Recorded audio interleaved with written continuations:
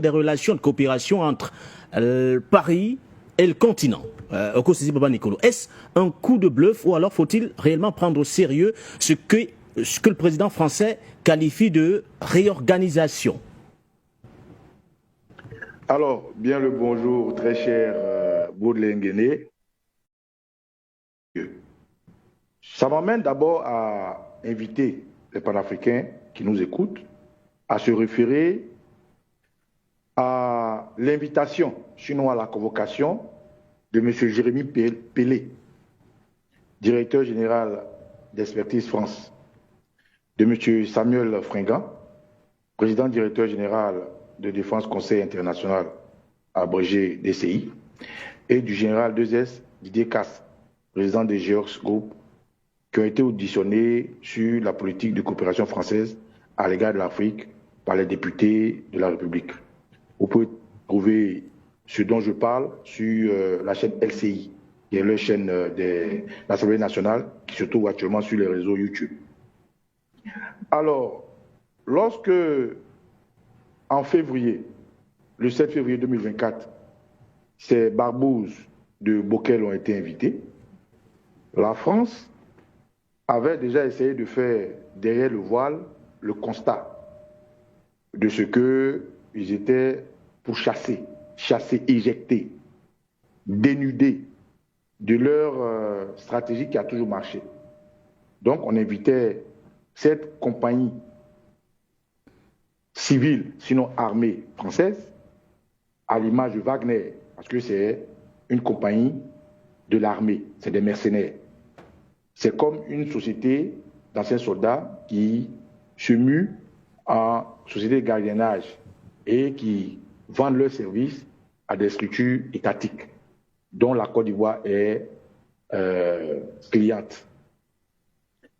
À ce jour du 7 avril et du 7 février, ils ont exposé un peu ce que le général Tchiani, tout récemment, a mis au grand jour, ou du moins a rendu plus intéressant, en expliquant un peu l'idée que les Africains ne devraient pas se faire de ce son de l'armée française dégage ou l'armée française bouge, comme l'a dit Macron.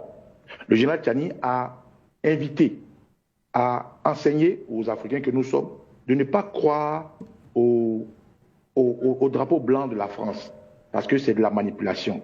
Il allait plus loin. Il a même indexé directement certains pays, dont la Côte d'Ivoire, pour dire que ces soldats qui sont aujourd'hui déshabillés ou soi-disant réduits du 43e BIMA, qui est connu, dont la position est connue de tous, c'est-à-dire ils sont visibles, que cela allait se rendre invisible en se camouflant dans la population avec la réduction du nombre qui s'entraîne à l'école antiterroriste qu'il n'a pas manqué de préciser et qui s'entraîne sous d'autres cieux.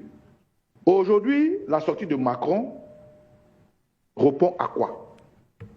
Répond à plusieurs points, mais je vais essayer d'énumérer 4 points rapidement. Allez-y. Le premier point, le chef de la jeune française qui reconnaît, c'est-à-dire, vous voyez le combat du panafricanisme, au début, grâce aux médias comme For You Media, se limitait aux Africains qui avaient accès aux médias. Puisque eux, leurs médias sont plus larges par la faute de la colonisation, par la faute de ce que la communication est une arme, par la faute de ce qui veut nous vassaliser. Donc, quand ce terroriste Macron s'assoit alors qu'il reçoit des ambassadeurs qui sont des représentants de la France dans tous les pays, avec une chaîne qui a plus d'audience que nos petites chaînes panafricaines que nous utilisons, pour dire les panafricains et tous les mots péjoratifs qu'il a pu utiliser, il donne cutus, il donne aval, il informe ceux qui sont désinformés de ce qu'il y a une force qui l'intrigue, qui fait peur. Et cette force, c'est le panafricanisme. Il faut saluer ça. Il faut saluer des gens comme Patience Parfendum. Il faut saluer les gens comme André Christelle Panga. Il faut saluer tous ceux que vous invitez sur ces plateaux. Il faut saluer tous les combattants qui viennent. Il faut vous saluer. Parce que nous, on ne savait pas qu'au-delà de nos petites émissions, au-delà de notre petite audience, on faisait écho Donc Macron vient d'informer d'autres personnes, puisqu'il est président de la République française, qui est une puissance reconnue mondialement. Il informe le continent américain, il informe le continent asiatique, il informe le continent européen, le continent africain, de ce qu'il y a une force qu'on appelle le panafricanisme. Et cette force-là, tellement elle est puissante, il est déboussolé, il ne croyait pas, mais c'est cette force-là aujourd'hui qui essaie de dénaturer son combat. Donc ça, c'est le premier point. Macron vient de reconnaître aujourd'hui, officiellement, que le panafricanisme est un bon travail, comme l'a dit Patience Afendom. Deuxième point, Macron, en réalité, dans sa, comment dirais-je, dans ses élucubrations, répond à l'opposition française. Et cette opposition française qui, lorsque les panafricains ont mis sur le tapis de la communication l'échec de l'ancienne politique française sur l'Afrique, lorsque l'avènement de l'AES, l'avènement des BRICS, la débandade au niveau de l'Ukraine, nos médias ont pu imposer dans leurs médias à travers des personnes interposées que les Français sont chassés. Macron a été attaqué à boulet rouge par l'opposition, dont Marine Le Pen, Mélenchon en tête de liste et les autres. Et qu'est-ce que Mélenchon dit? Mélenchon fait un tweet, il dit ceci, que je vais vous lire. Il dit « L'armée française est expulsée de Côte d'Ivoire par celui qu'elle avait installé au pouvoir. Et du Sénégal, rayé de la carte. Le vieux monde ne doit pas nous entraîner dans son néant. Il est temps pour la France de passer à d'autres relations avec les peuples d'Afrique. Le modèle diplomatique insoumis est l'avenir. » Donc, la deuxième partie qu'il faut retenir dans ce discours de Macron, c'est qu'il répond aux élus français qui exposent son échec. Il répond à toute cette classe qui n'accompagne pas Macron dans sa mauvaise politique et dans la diplomatie où il a échoué, comme l'a dit très bien comment dirais-je, André Christel Fanga. Au-delà de ça, il profite de la réponse qu'il donne aux hommes politiques français qui, comme Mélenchon, n'a pas manqué de visiter le Sénégal, comme Marine Le Pen qui va souvent dans les pays d'outre-mer, qui sont typiquement africains, même déportés. Il répond à ceux-là qu'il pense avoir aidé que sans la France, l'Afrique ne serait pas là. Mais il ne parle pas de nous, notre Afrique. Hein. Il parle de l'Afrique qui, la nuit, discute avec lui. Il parle de l'Afrique qui l'a aidé au XXIe siècle à s'asseoir, parce qu'il vient d'arriver Macron.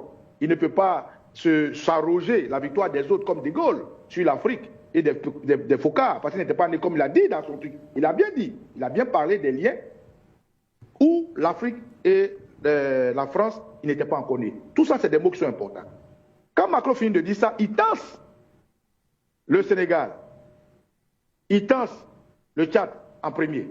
Et le Tchad a répondu. Nous, on est informé, si vous ne savez pas, le président tchadien a répondu rapidement à Macron de s'occuper de ces oignons qui pourrissent là-bas. Quand il tense le Sénégal, qui n'a même pas, parce que Macron, il a un problème de mémoire, comme l'a dit Christelle Fanga, il a un problème de mémoire.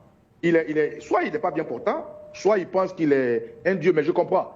Quand quelqu'un se fait prendre par un autre homme, quand quelqu'un décide d'aller au-delà de nos valeurs pour dormir avec celle qui est chez nous une valeur, une grande mère, on peut comprendre qu'il soit aussi arrogant, malpoli, irréversieux et aussi guindé. Alors, ce monsieur dit que sans lui, l'Afrique, ce n'est pas où l'Afrique est. Il est répondu totalement par monsieur le Premier ministre du Sénégal, qui lui dit, sans les Africains, aujourd'hui, la France serait sénégalaise. Donc, le deuxième point, Macron répond.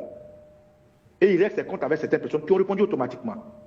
Donc, il précise encore qu'il y a certains qui n'ont pas voulu partir.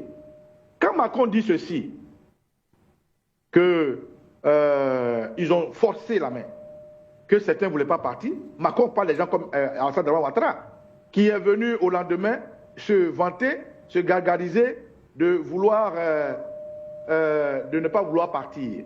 Donc, du coup, Macron dit, mais quand bien même aujourd'hui les Mélenchon nous critiquent, quand bien même les gens disent qu'ils nous ont chassés, mais il y a d'autres chefs d'État qui ont refusé que nous dégagions, mais on a bougé.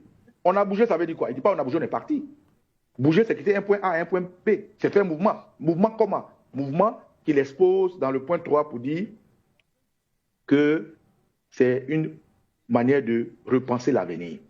On a constaté que l'ancienne manière de gérer l'Afrique a changé, le monde a évolué. En Afrique, aujourd'hui, il y a les jeunes de 25 ans qui sont maximum, avec toutes les technologies. Nous avons repensé cela et nous avons bougé pour dire le camouflage et tout ce qu'ils ont prévu pour anticiper. Donc, le troisième point, je vais...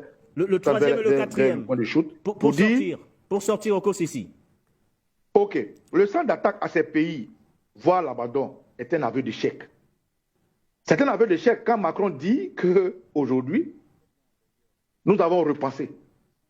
Nous avons décidé de faire ceci, de cela. C'est un aveu d'échec. Et le 4 point, c'est un compte-rendu qu'il adresse à la France.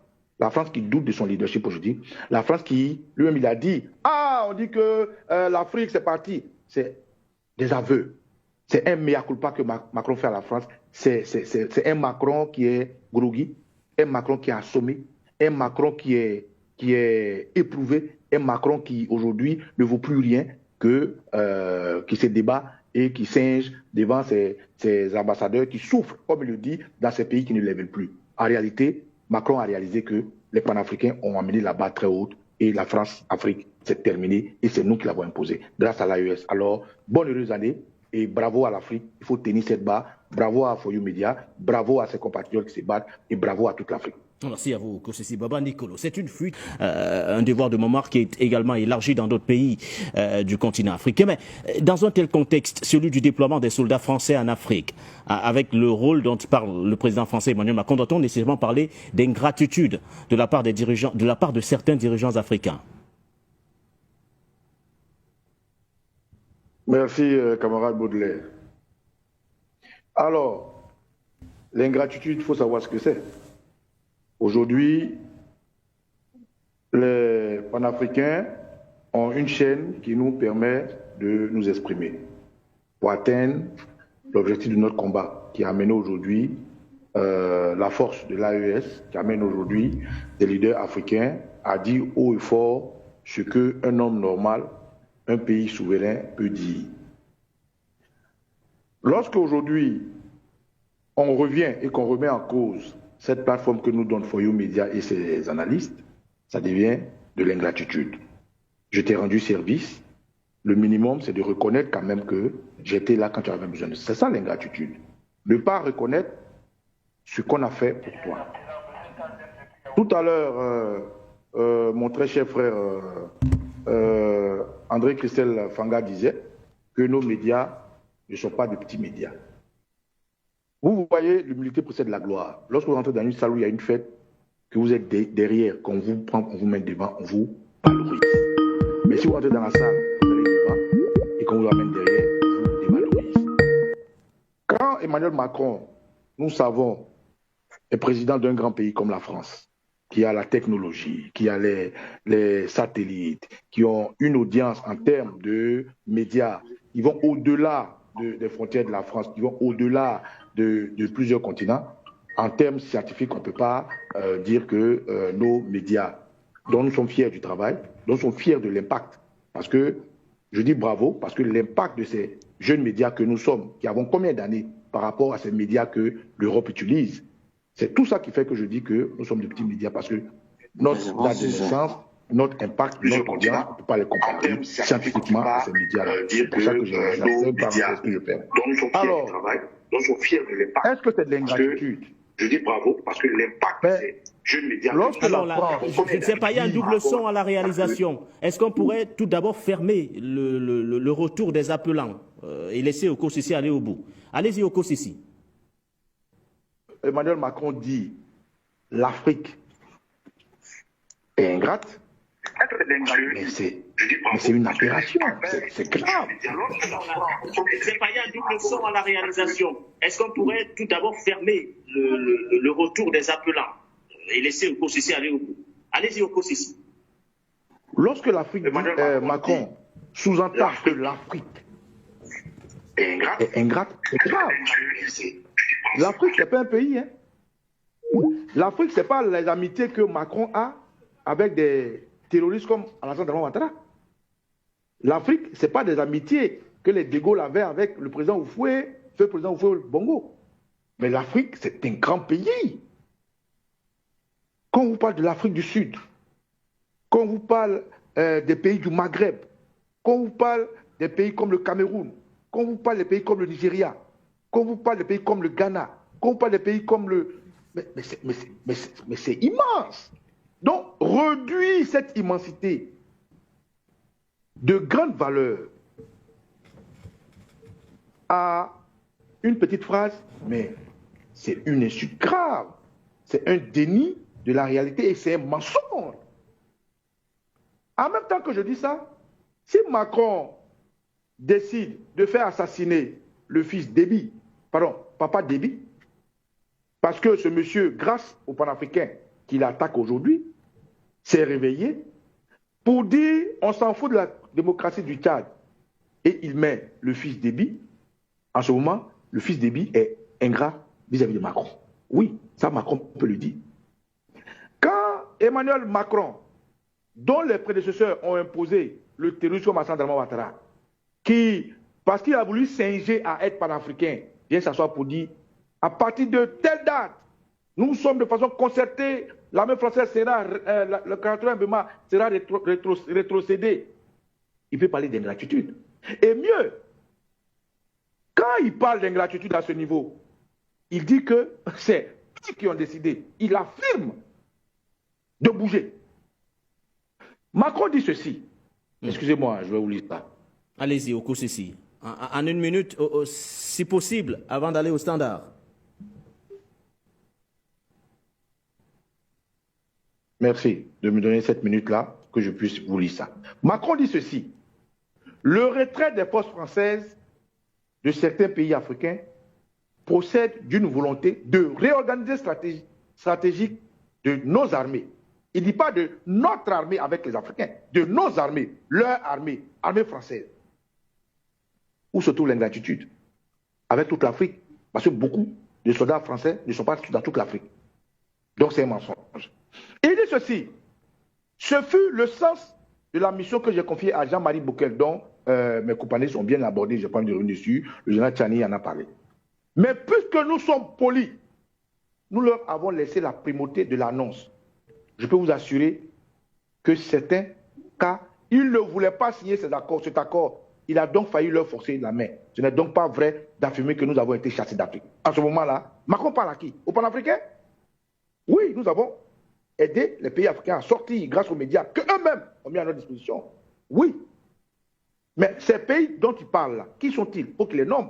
Alassane Dramane Ouattara a été ingrat vis-à-vis de la France parce que le timing où Alassane Dramane Ouattara, au lendemain de la nouvelle année, vient faire son discours et que Macron sort, on comprend aisément que Macron veut régler 2-3 petits points avec ses amis à qui il ne fait plus confiance. Il a parlé de l'Algérie, il a parlé du Maroc, il a parlé de plusieurs pays, il a parlé du Kenya, il a parlé du Nigeria et j'en passe. Qui a été ingrat vis-à-vis de Macron? Ce sont ses copains et non l'Afrique. Si quelqu'un a été ingrat vis-à-vis de quelqu'un, c'est la France. Les leaders français, les politiques français. Quand M. Mélenchon dit ceci, je vous réponds, l'armée française est expulsée de Côte d'Ivoire par celui qui les avait installés. Et Mélenchon affirme clairement qu'à un moment donné, ils ont rendu service à des gens. Et c'est vers cela que Macron parle. Il ne parle pas de nous les Africains. Nous ne sommes pas ingrats. Si quelqu'un doit quelque chose à l'Afrique, c'est Emmanuel Macron. Je suis d'accord avec ce que Patience Ndom a dit en disant que cette histoire de tirailleurs sénégalais, là, il faut qu'on mette un éclairci précis. Parce que tous les Africains ont été déportés, tous les Africains sont battus, ils ont pu se rassembler au Sénégal, à Gorée, c'est vrai, mais dire que le tirailleur sénégalais et se gargariser comme étant un travail seulement du Sénégal, je pense qu'il y a matière à remettre ça sur la table. Et pour finir, Mélenchon dit ceci, les propos du président Macron à propos du départ prétendument négocié de l'armée française au Sénégal et au Tchad sont démentis par deux pays. Encore une fois, la désinvolture et les paroles non maîtrisées aggravent les relations internationales de notre pays. La diplomatie insoumise permettra, les moments venus, d'autres résultats. Pourquoi? Ceux qui sont morts se sont mouchés, dont le président du Tchad, parce qu'on est tous témoins ici, qu'après la mort du papa Déby, on a pris Kaka Déby, on l'a mis là. Ingratitude, ça va vers lui.